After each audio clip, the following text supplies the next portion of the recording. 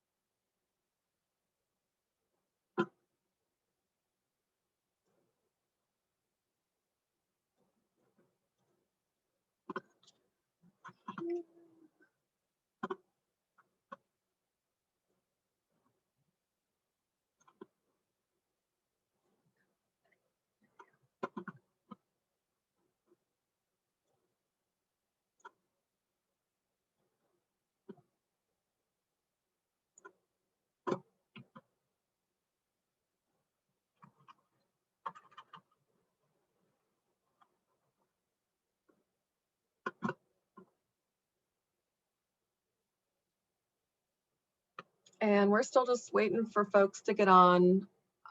Actually, the participants have stopped climbing. Oh, of course, as soon as I said that, they start climbing again. So we'll just give it a few more minutes.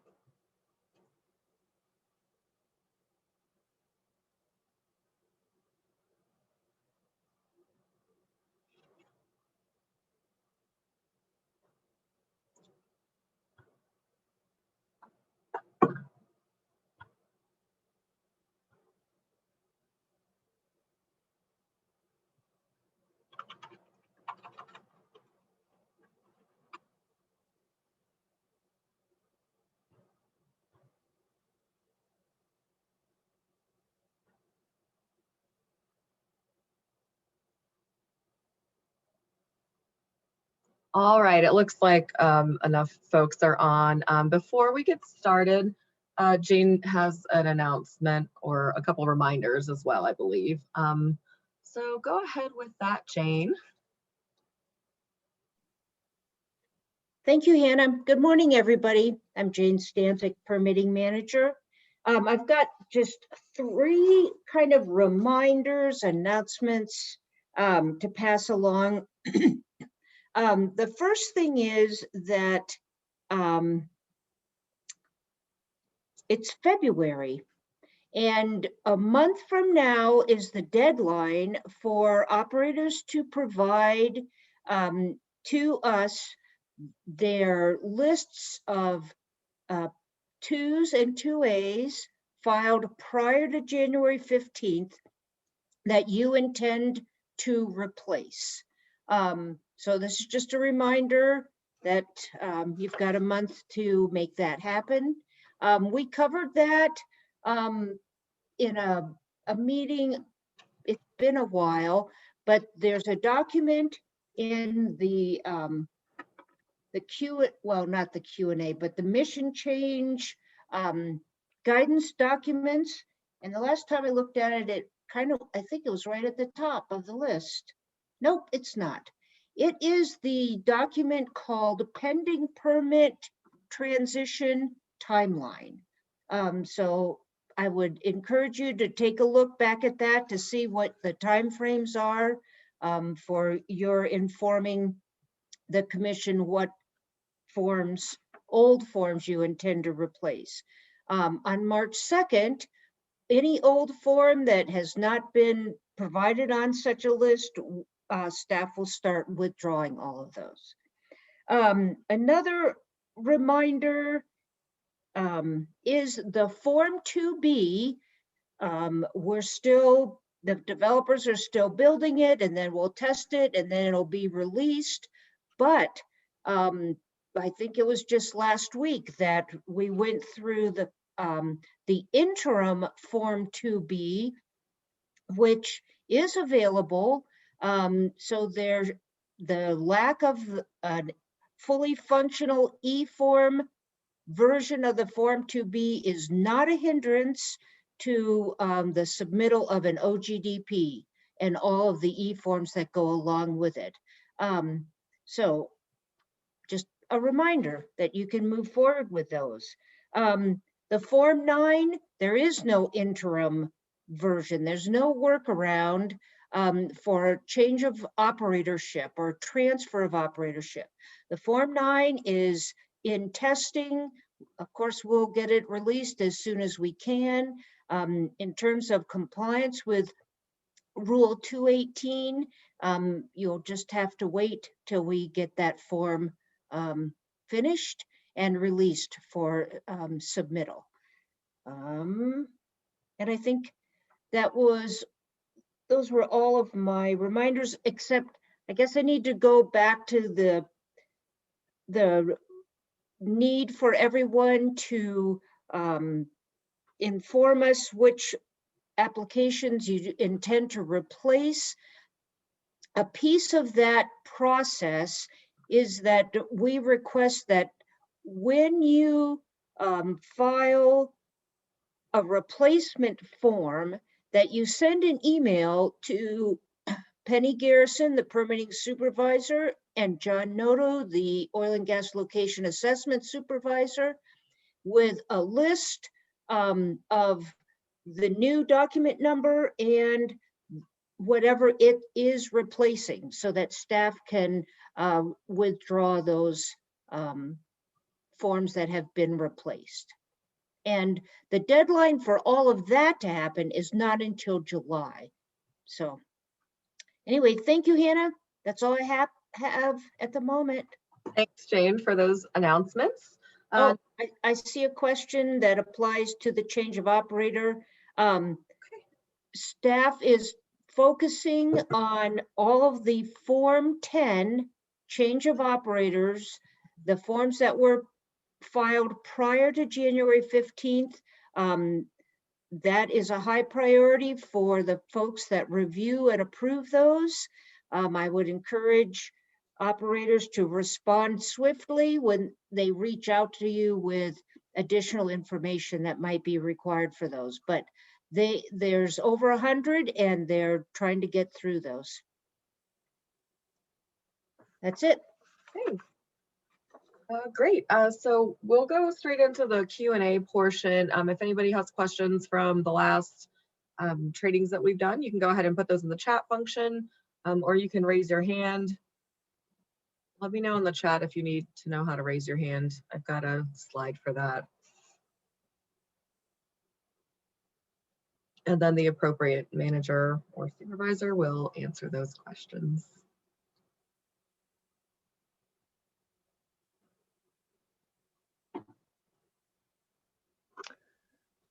Hi, Hannah. This is Greg Duranlo, Environmental Manager. I'm looking at the first question here that says, we learned in a previous operator training that a Form 2A for the re-entry of an existing wellbore will not require an alternative location analysis.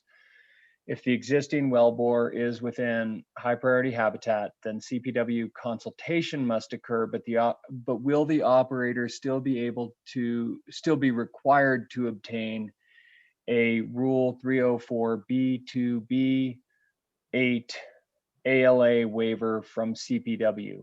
So that consultation will be related, it will be just related to the operations being conducted.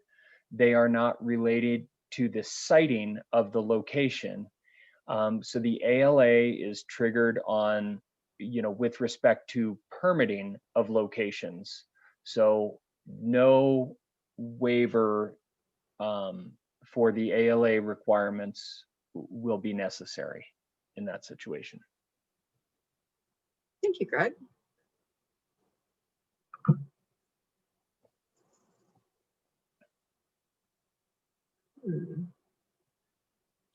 And I would also say we've had a lot of questions on the applicability of operational versus permitting rules with respect to the wildlife rules in the 1200 series. So I would certainly, those questions are really easier to answer when it's site specific. So if you're not getting the answers you need out of these training sessions, you know, contact, you know, your location assessment staff or myself, and let's talk about the specifics of your situation.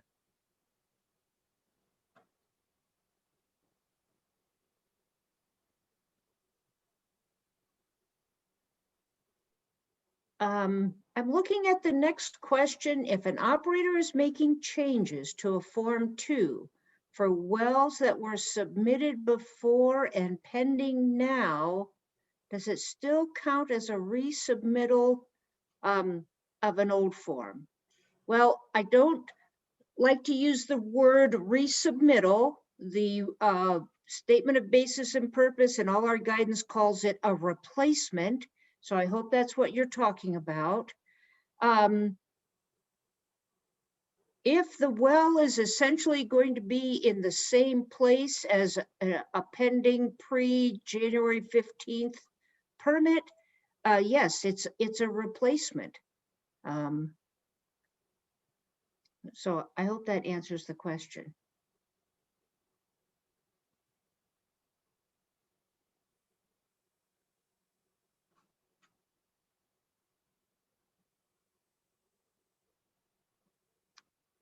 Good.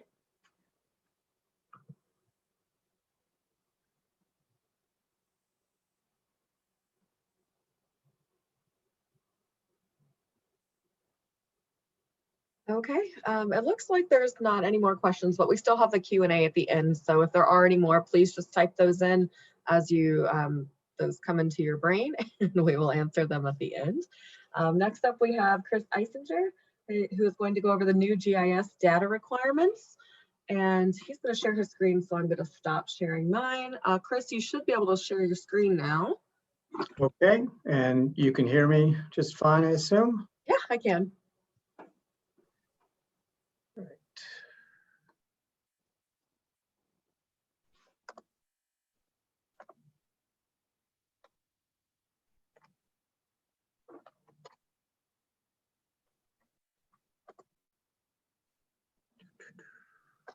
And I can see your presentation. Great.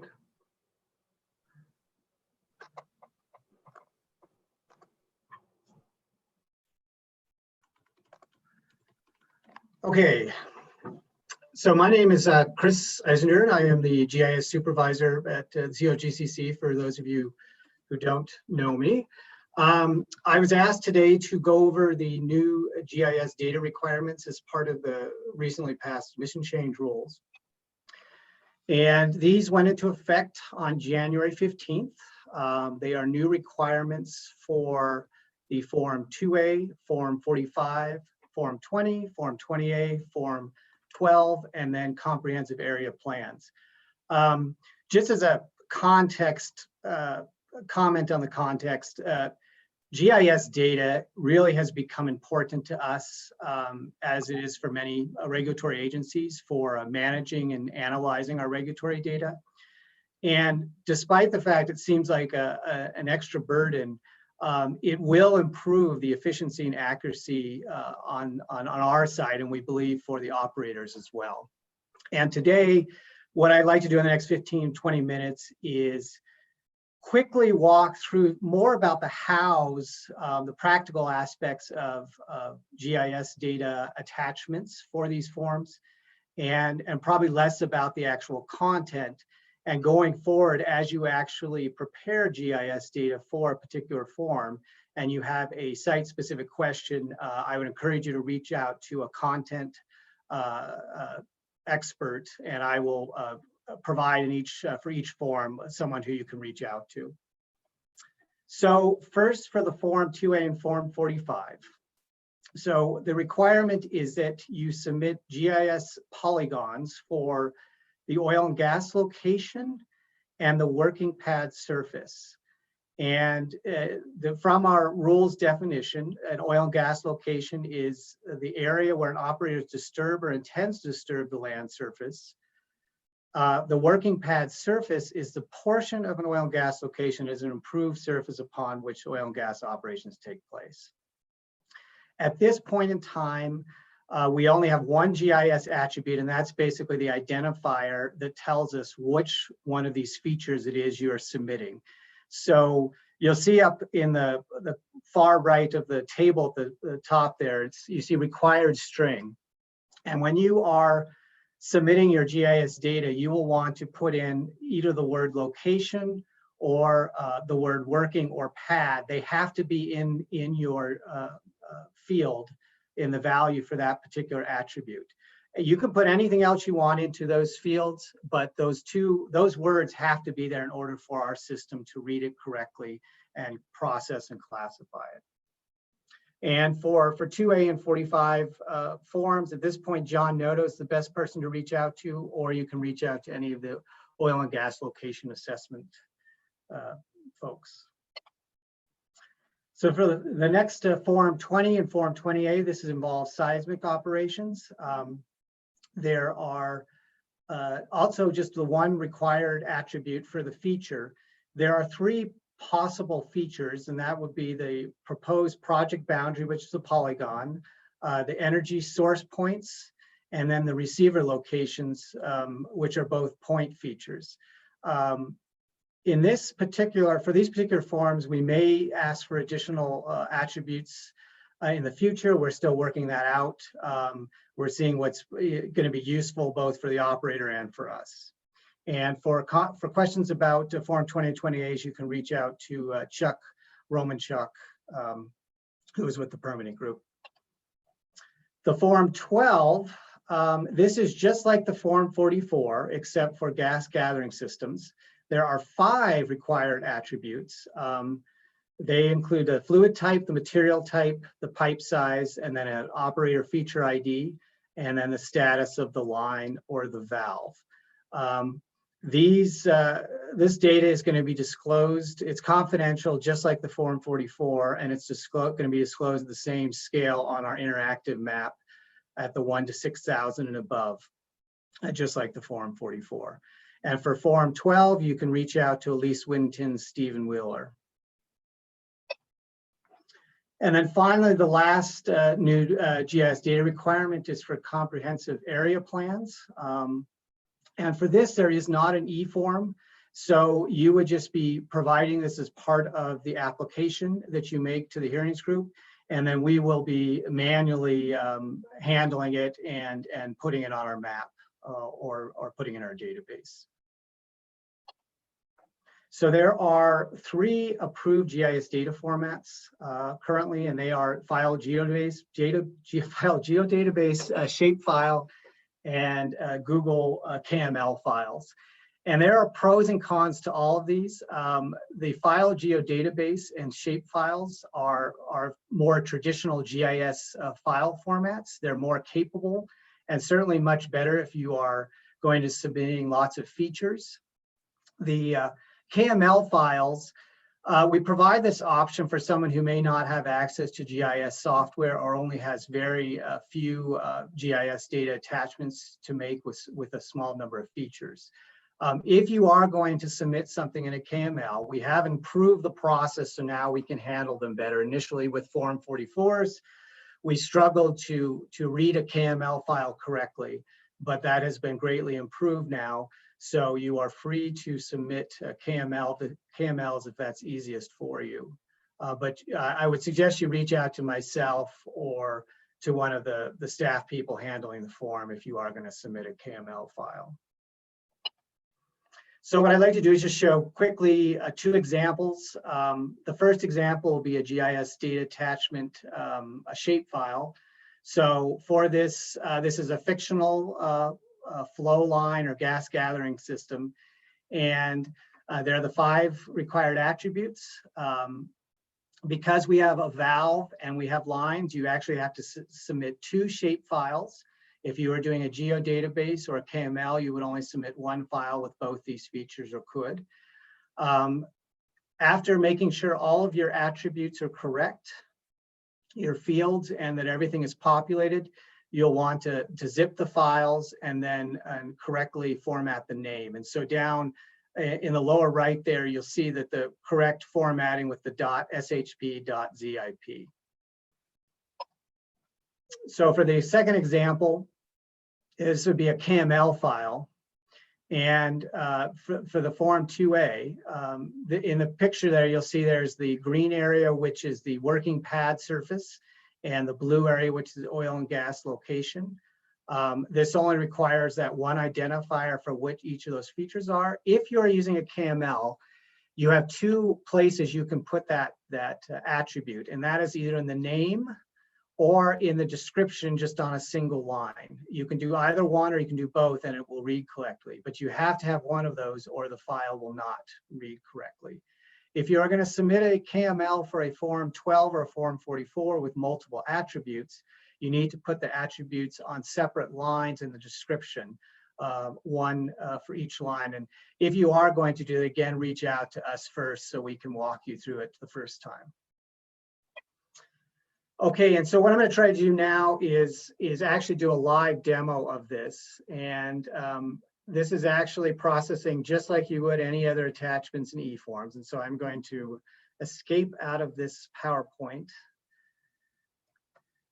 and go to eForms.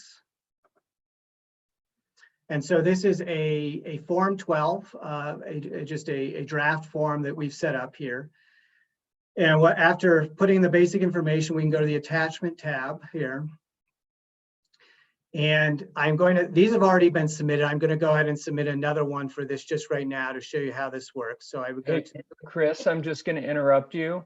Sure. You're not sharing your eForms screen. You're sharing your PowerPoint that is not in presentation mode screen. Thank you very much, Greg. You're welcome.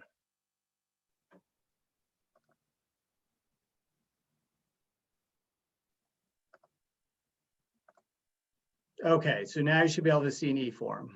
We do. Thanks, Okay. Chris. So I'm going to remove these old ones here, and we'll just do a new one. So I've gone into a Form 12, just a draft Form 12. And I'll go back here and went to the attachment tab, and then just going to put a new attachment and navigate to my folder with my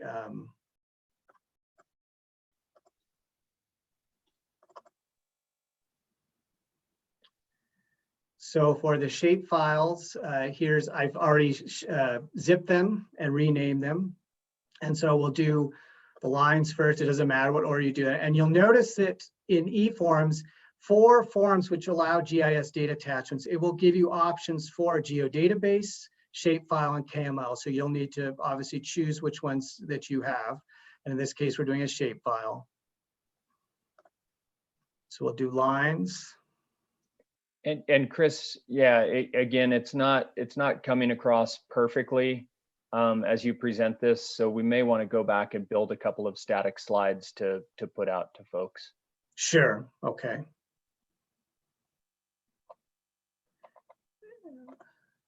We still just what I'm see gonna do the is eForms screen. Yeah, I'm gonna share the whole screen. So this way now you should be able to see everything. So if I do another attachment here, you should see this, and then we'll do valves. Much better. Okay, so that's for the, well, those have now been attached, and then we'll go to the Form 2A, and I'll attach the second example. I believe this one is yes, okay. Let me remove these old ones. And by the way, you can also, if you've attached something and it's still in draft and you, for whatever reason, it's wrong or incorrect, you can remove it at any time just by hitting the delete and then save updates for that. So in this case, we'll do our KML file, and then I'm going to actually submit a new, a bad one on purpose to show you what the AIR email will look like, which you will get. Okay, so those now have been attached. I'm going to go back to my PowerPoint.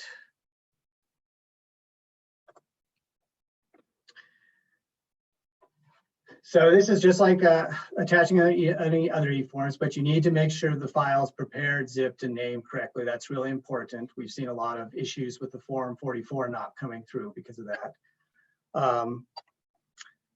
eForms will automatically assign the correct attachment description. You do not need to change the attachment description. You can, but really you should just let it automatically give the identifier and the description.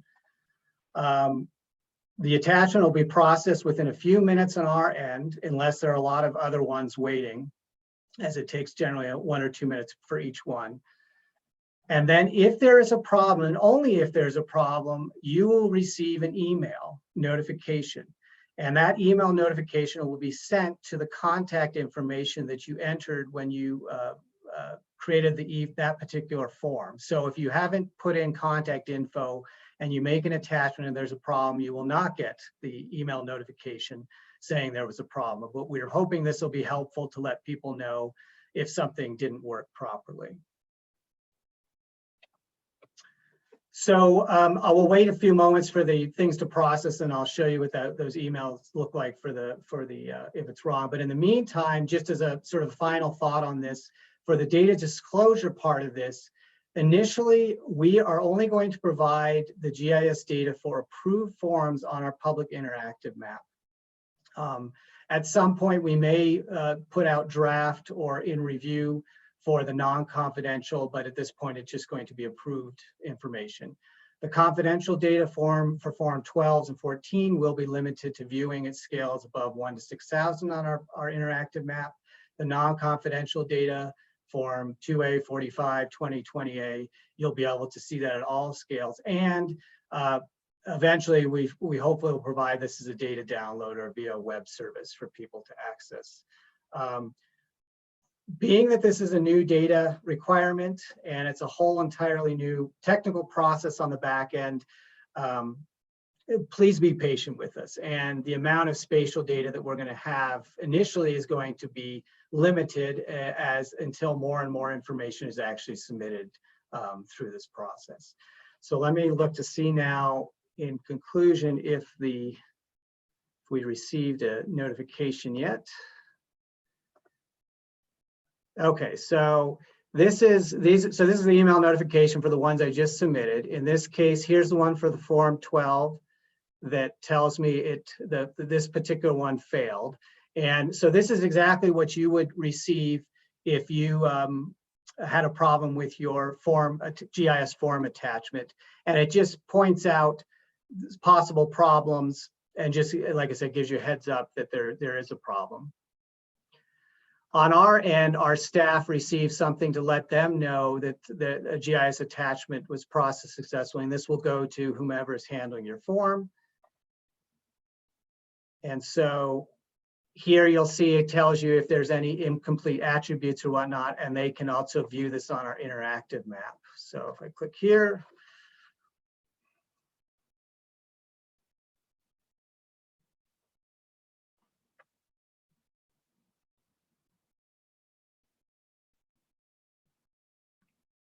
and the map has to finish drawing.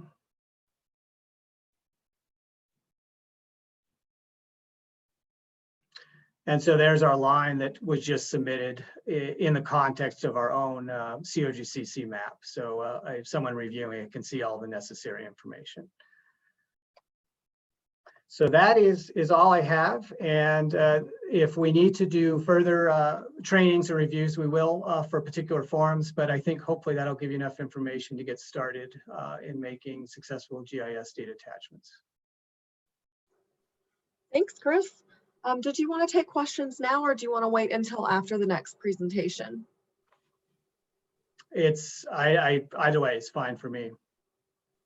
Okay, it looks like there's only a couple, so we'll just go ahead and read them. So when is a Form 12 required? If we have all the Form 44s in place, we do not need to do anything. Is that correct? Anna, I can take that question.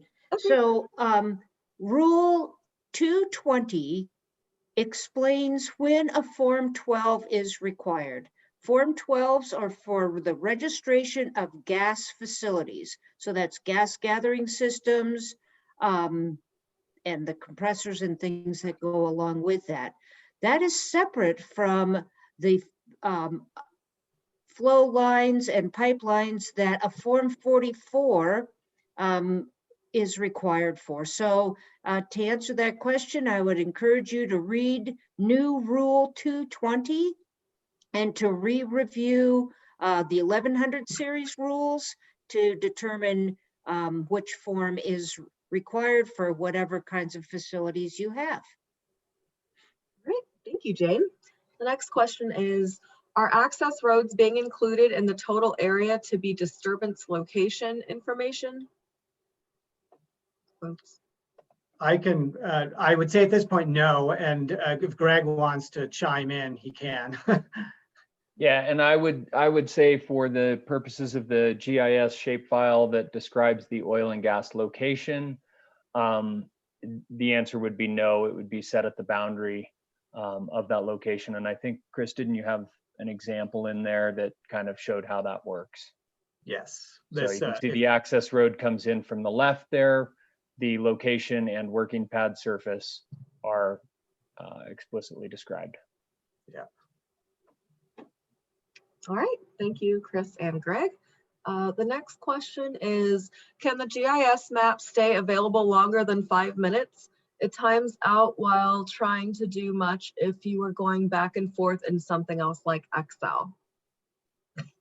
Well, to answer that question, it shouldn't time out that fast. So if it is, let me know, reach out to me offline here and I'll look into that. We do have timeout periods because if people leave sessions open for too long, the system will lock up. So there is I think a 20 to 30 minute lockout period. So if there's no activity after 20 or 30 minutes, your session will automatically stop and you'll have to refresh. Thank you, Chris. Next question is, will email also be sent to submitter if different from contact on the form? At this point, no, because it's pulling that information directly from the email that's listed for that eForm. Depending on how it's set up, there's a potential maybe we could add that, but I don't have an answer at this point. So that would be fairly simple. Every eForm has the contact person and their information and the submitter and their information.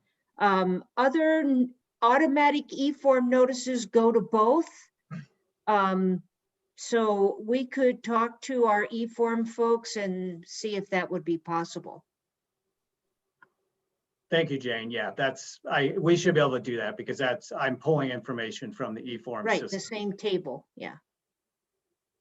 All right, thank you. And the next question is, eForm seems to be locking up when opening a form to print it. The form locks and only a black screen appears. I'll pass that along to our IT folks and see if they can figure that one out. Maybe you could send me an email and I'll pass it along.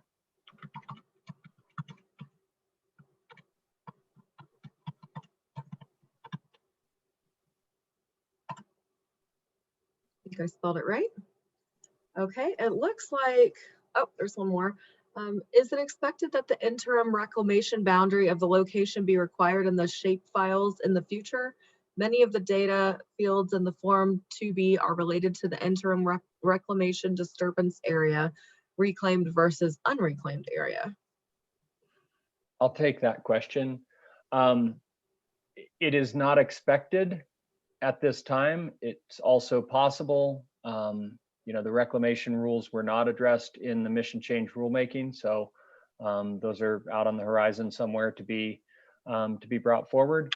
I do want to make it clear, and you can see in the example that's on the screen, that the working pad surface is not the equivalent of that interim reclamation area. You can see a smaller sub area in around the wells and the production facilities. Thanks for tracing that out, Chris. That is what is remaining after interim reclamation, and that's not the working pad surface. Thank you, Greg.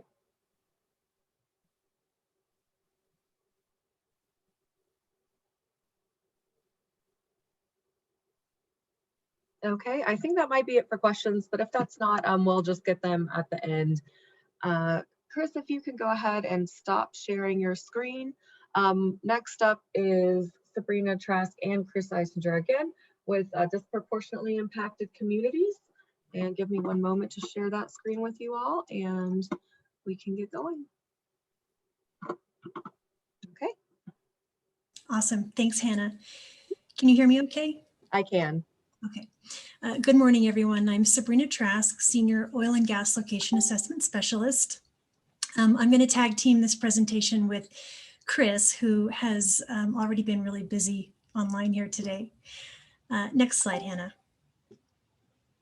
So I will start by providing some background information on disproportionately impacted communities and the recent rulemaking that brought this new concept to us. I'll go over the definition and a brief look at the applicability of relevant rules in the 300 series, and then I'll pass off the presentation over to Chris so he can introduce you to the new GIS data and mapping tools we have available on our website. Then we'll walk through a couple different rule-based scenarios, go over staff expectations for operators conducting outreach, and wrap up with Q&A. Next slide, please.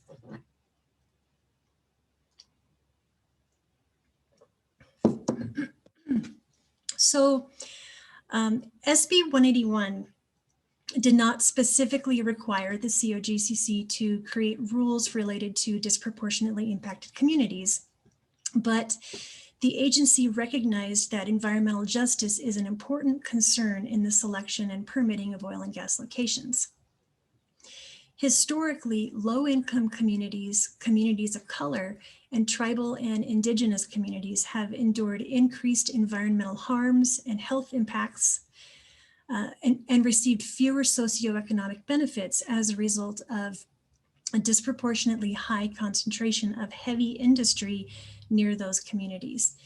It was the intent of the Commission to introduce a means by which to track the preferential placement of oil and gas locations near DI communities, to identify ways to reduce health impacts to certain at-risk populations, and to create better pathways for diverse stakeholders to meaningfully participate in oil and gas decision-making. With that in mind, staff created initial draft rules with guidance from other agencies that were already including DI communities in their policies. This includes CDPHE's Office of Health Equity and the Climate Equity Team within AQCC's Climate Change Unit. The initial draft rules were rolled out and presented to the public and the Commission during rulemaking last August. During the hearing, multiple parties provided substantive feedback, including a request to add linguistic isolation as another component of the definition of DI community. The commissioners asked staff to revise the draft definition appropriately. Excuse me. We presented that revised definition to the commissioners during rulemaking in September, and the Commission adopted this revised definition in November.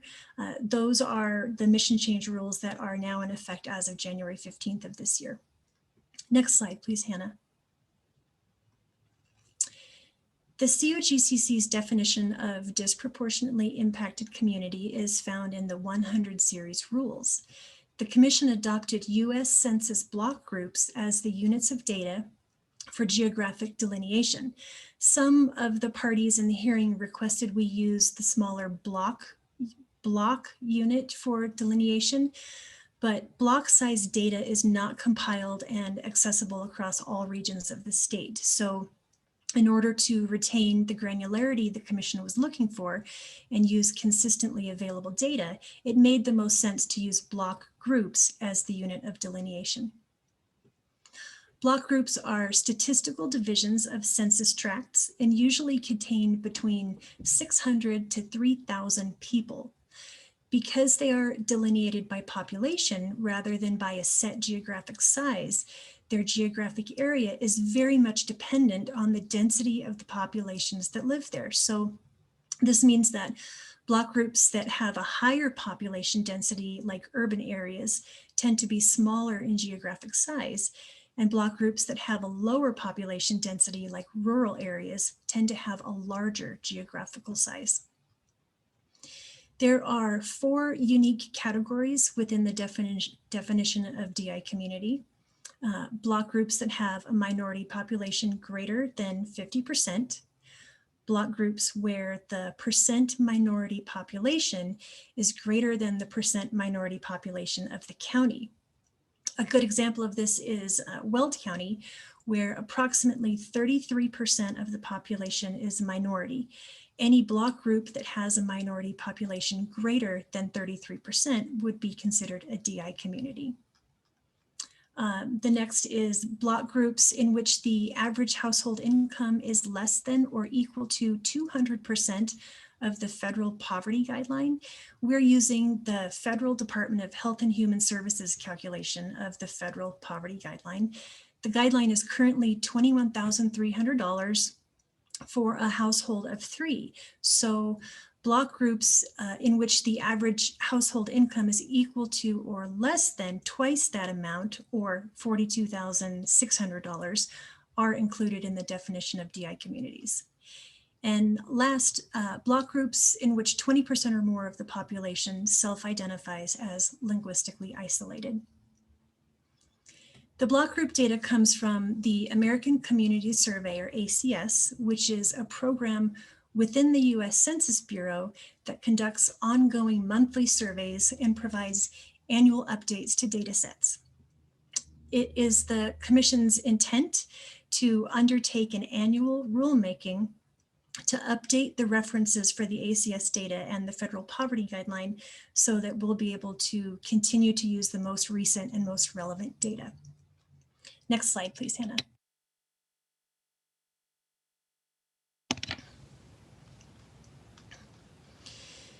The spatial relationship between proposed OGDPs, locations, and DI communities is regulated throughout the 300 series of the rules. This table summarizes those relevant rules. The rules are referenced in column 1. Column 2 lists the scope of the rule, meaning if it's at the OGDP level or at the location level or in a comprehensive area plan or CAP. The third column references which eForms include data fields related to that rule. Column 4 describes when the rule applies to a given location, and the last column describes what the result of that rule is. This might look like a lot of regulations, but when we look closer, there are really only 2 different scenarios described here. Next slide, please. So the first scenario is when the working pad surface or the location is within a DI community or within 2,000 feet of one. The top yellow line item has an asterisk on it. That's because this rule only applies when an ALA is already required. There could be situations where the working pad surface is within a DI community,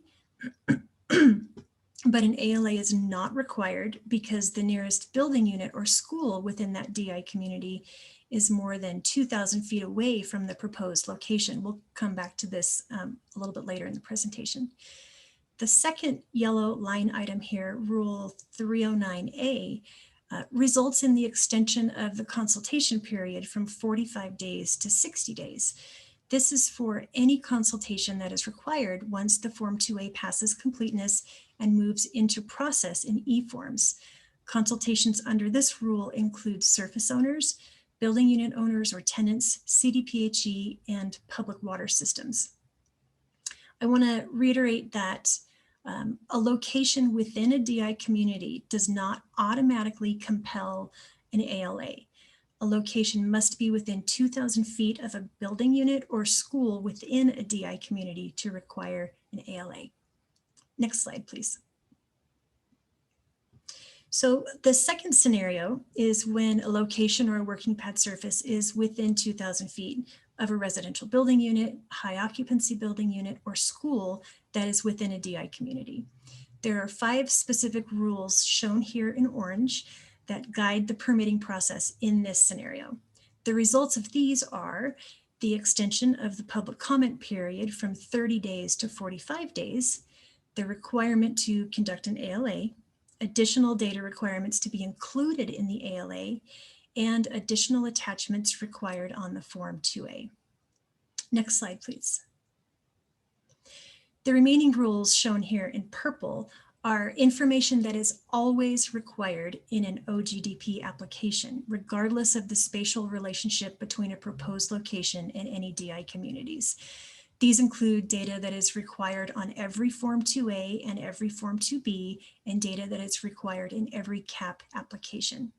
So how do you determine these spatial relationships and the rule requirements that apply to your proposed location? This is where I'm gonna bow out for a few moments and turn it over to Chris Eisinger to answer that question. Thank you, Sabrina. So if you could go to the next slide, Hannah. So as Sabrina already stated, the data that we're using to map DI communities comes from the American Community Survey, the 5-year data set that ended, the most recent one ended in 2019. These American Community Survey data sets are ongoing surveys in between the 10-year census surveys, and they include a wide range of social, economic, demographic, and housing characteristics. By using these multi-year versus using just a single year ACS, the statistical reliability is better, and that's why we're using them as opposed to just using an annual ACS survey. Sifting through the data to figure out what is applicable to our new rules was a task.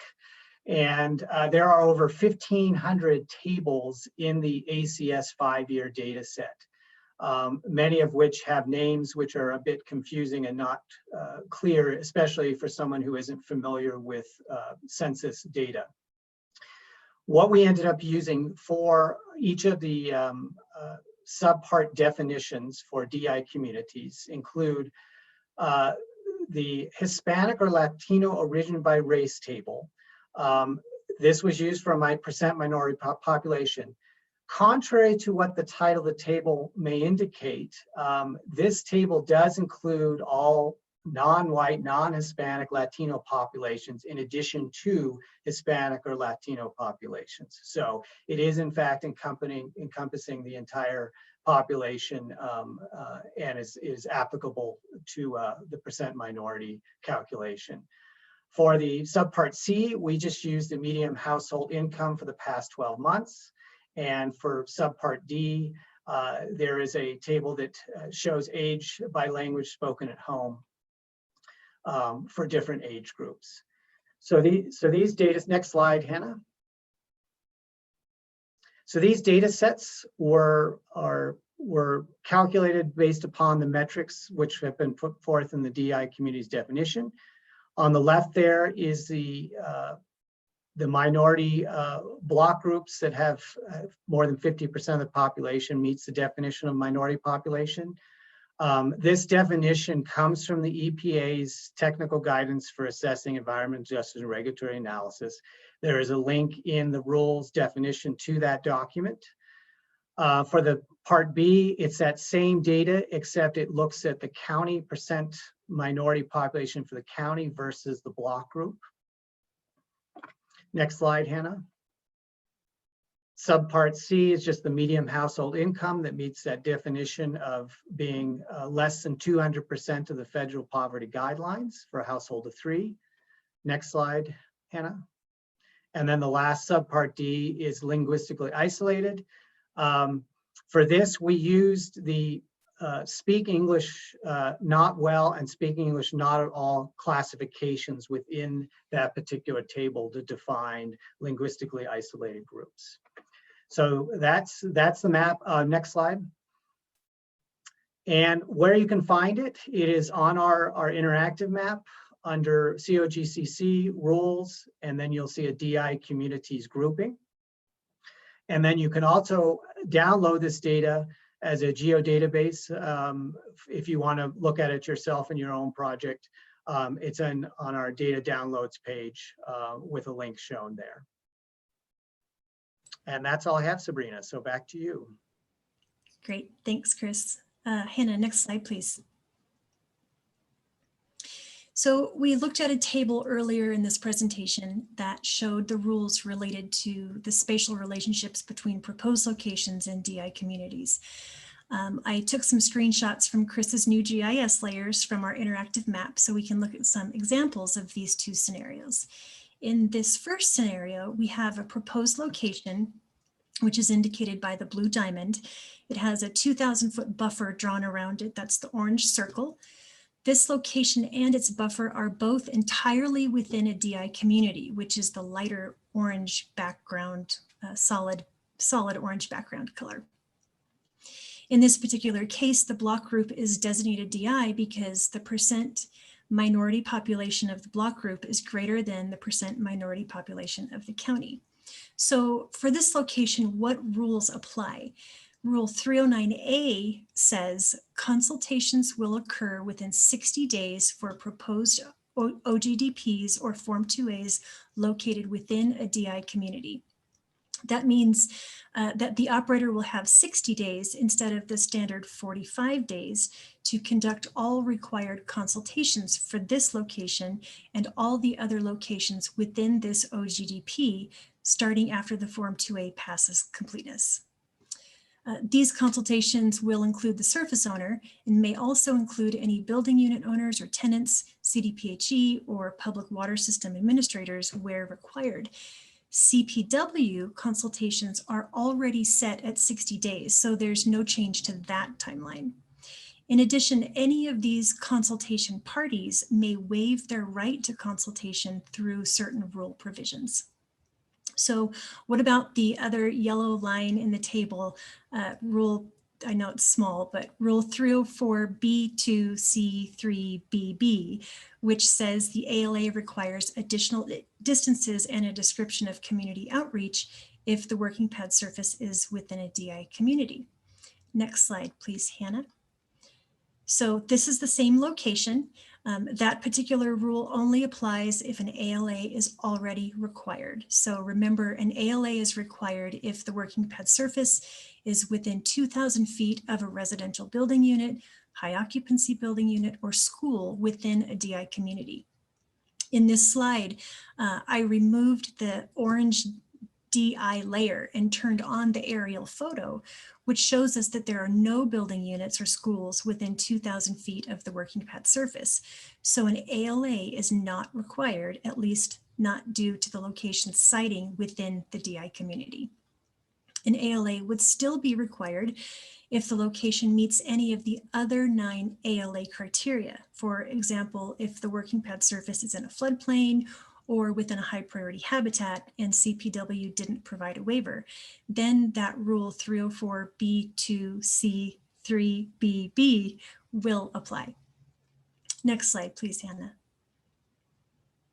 So in scenario 2, which is a location within 2,000 feet of a building unit within a DI community, we have a proposed location, which is again the blue diamond, with a 2,000-foot buffer drawn around it. The location itself is outside the DI community, which is shown sort of in the orange rectangle at the top portion of the map. With the aerial imagery on, if you zoom in, we can see there is a subdivision within that DI community that is also within that 2,000-foot buffer. So for this location, an ALA is required and must include the DI community maps. Because the location is within 2,000 feet of the DI community, the ALA also requires the additional distance information and description of community outreach, The Form 2A requires the DIC map attachment and the community outreach plan. And for the entire OGDP, the public comment period is extended from 30 days to 45 days to ensure enough time for nearby residents to have meaningful engagement in the permitting process for this location. Next slide, please. We received a question, actually we've received a lot of questions on the online Q&A portal on our website. One question in particular asked, what outreach does COGCC reasonably expect from operators?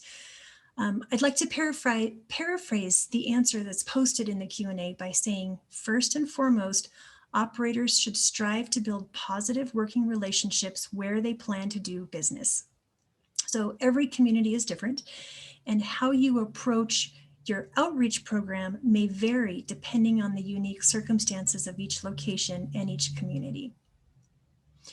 Use your best judgment to tailor outreach and engagement efforts. You could start by opening a dialogue either in person or through a local organization like an HOA or a church. You can set up an open house or other informational types of meetings. If you do, make sure it's in a location and at a time that is convenient to the residents you are meeting with. You might consider providing childcare or snacks or transportation for those who would otherwise not attend because of logistic barriers. You might bring a translator, or better yet, arrange in advance to hire a local community member to translate. Ask community members what barriers are keeping them disengaged and figure out how to enable them to overcome those barriers so they can participate in the process. One significant barrier relevant here is the inherent difficulty in translating the technical language of oil and gas in a way that is conversational and makes sense. Google Translate just does not work with that. So it's really up to the operator to put their best foot forward. Next slide, please. So to recap, DI communities are now included in COGCC's rules. These rules are meant to track the siting of oil and gas facilities near people, to minimize health risks and other adverse impacts, particularly to populations that have historically borne a disproportionate burden of adverse impacts, and to create new pathways for marginalized communities to participate in oil and gas decision-making in the places where they live. There are two primary scenarios related to permitting oil and gas operations near DI communities: locations within a community and locations within 2,000 feet of a residential building unit, high occupancy building unit, or school that is within a DI community. What I didn't talk about here is actually a third scenario where a location is both inside a DI community and within 2,000 feet of a building unit or school inside that DI community. That just means there's potential for the requirement of all of those rules listed in the table we looked at today. We now have GIS tools online. New map layers and downloadable data are available to help you identify DI communities near your proposed operations. Do keep in mind, though, that the GIS layers are only one tool in your permitting toolbox. You still have to read the rules carefully to understand the requirements for each proposed location and each OGDP. Also, don't assume just because your location is inside a DI community that you can't permit that location. And don't assume that just because your location is outside a DI community, you should permit that location. I know we're not supposed to use the word foster anymore, but in this case, we're asking operators to foster positive relationships with the people who live in the DI communities where you hope to operate. We ask that you not only comply with these rules, but truly take to heart the importance of getting to know your neighbors, building trust, and possibly doing something that could make a community better for everyone in it. That is all I have for this presentation. If you have any questions, Chris and I are happy to try to answer them for you. Great, thank you, Sabrina and Chris, for that wonderful presentation. Let's see the question. Hannah, there was one question that Adam asked about the data set Okay. that's provided for download about null values, and I answered incorrectly in the chat. Okay. What it is, the reason there are null values, because in the ACS survey data for certain blocks, there were no estimates made. And so those are ones where they get a null value for those block group if no estimate was made in the ACS survey data. And also, just as an extension for people's information, the ACS, we did not provide the raw ACS tables that we used. You can go to the ACS site, which is linked in, I believe, in the definitions to get that.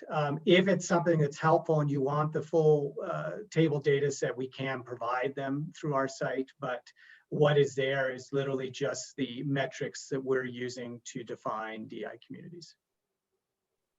Okay, thank you, Chris.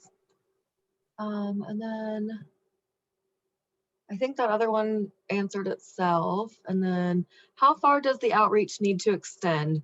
Only to the RBU within 2,000 feet? You know, I don't know off the top of my head. I'm going to have to check with the rules and probably talk to some of my colleagues here to get you the best answer for that. Okay, thank you.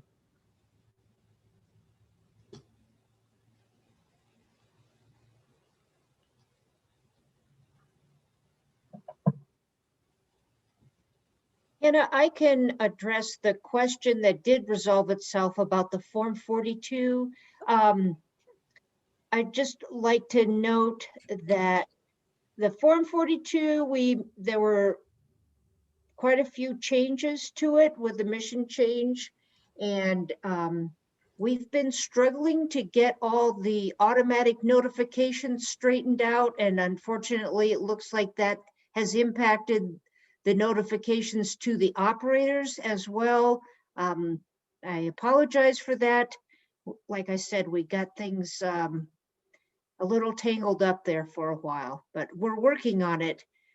If you have problems with your Form 42s, please shoot me an email and we'll take a look at it. Thanks. Thank you, Jane. So I'm going to try and address Jeff's question about the outreach needing to extend. I believe that the rule, and I will confirm this, but I believe that the rule just, does say to notice the building units, residential building units within 2,000 feet.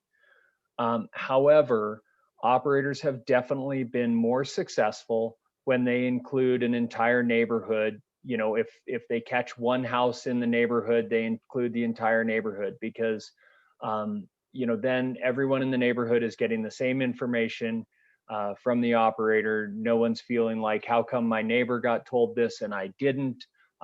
We do, when things like that happen, we wind up hearing a lot of complaints. There's perhaps confused comments put on the 2As.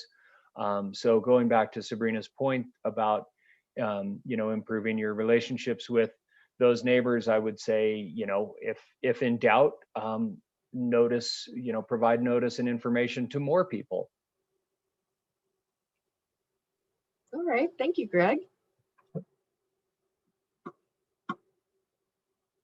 And I think that might be about it with the questions. I'll give folks just a little more time. We do not currently have an agenda for Thursday, so that one is just to be determined at this point. That one could result in just having a Q&A session, or no. I think it's just canceled. At this time, we are not planning to have an operator training session in 2 days, which would be Thursday, February 4th. So we will have one the following Tuesday, and I don't know what the date is, the 9th. So, but not a second one this week. Thanks. Very well. Thank you, Jane. Sure. Thank you, Hannah. And with that, yeah, the questions have come to an end. So I think so should the meeting. Thank you, everybody, for being here. I'll send out something on Friday with the agenda for Tuesday. And if you have any questions in the meanwhile, you can put them in the online portal. Oh, and email me if you want to be added to the list. I will put that up here for There's a few There's folks. one more question, Hannah. Oh, great. Go ahead and grab that, or whoever I'm not. whoever is suited to that question can grab it. I believe the question says, where are the DIS maps? I believe the intent is to ask, where are the disproportionately impacted community maps? And the DIC maps are located, they're found on the COGCC GIS online interactive tool under COGCC rules. And then they're also available for download on the downloads. And I think Chris had a slide in there that showed that. So This one, right? Yep, exactly. Yep. So that's where they're available. Okay.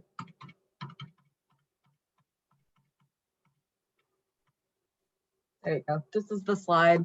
I'll put my email in the chat. If you want to be added to the operator email list, then please email me and I will get you on that today at some point. Make sure you get my last name right. If you don't, it won't get to me. And as always, we will get these presentations posted in the next day or two. Sometimes it takes us a couple days to get them up there.